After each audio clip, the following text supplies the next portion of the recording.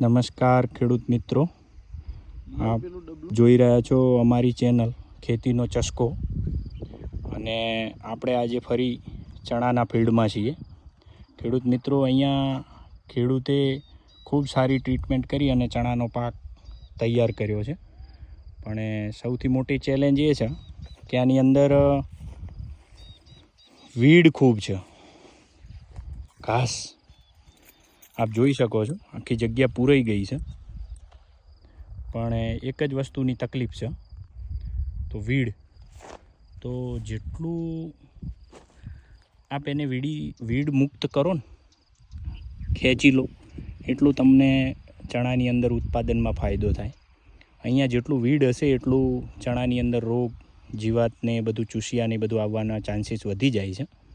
એટલા માટે આપ એ જે પણ ખેડૂત ચણાનો પાક લેતો હોય તેને જેટલું સારું ઉત્પાદન લેવાની આશા હોય તો એને અમુક વસ્તુનું ધ્યાન બહુ રાખવું જરૂરી છે.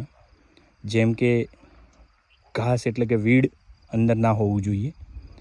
પ્લસ જે તમે ટ્રીટમેન્ટ કરો છો તો ચણાના રોગમાં મેજર જમીનજન્ય ફૂગના ખૂબ મોટા પ્રશ્ન રહેતા હોય છે. જ્યારે આપ ડોલર ચણા કરો ત્યારની વાત છે. તો એના માટે તમારે છે ને હંમેશા ટ્રાયકોડર્માનો ઉપયોગ વધારે પડતો કરવો જોઈએ, જેથી કરીને તમારે ફૂગથી તમે બચી શકો. પ્લસ એની અંદર ચૂસિયા જીવાત માટે બી 1-2 સ્પ્રે લેવા જોઈએ. ઈયળ માટે તમારે સ્પ્રે લેવા જોઈએ. સાથે ઈયળ માટે સ્પ્રે લેવાની સાથે તમારે લશ્કરી ઈયળ અને બીજી અન્ય ઈયળો માટે થઈ અને તમે એના માટે ટ્રેપ અને લ્યુર પણ લગાવી શકો છો.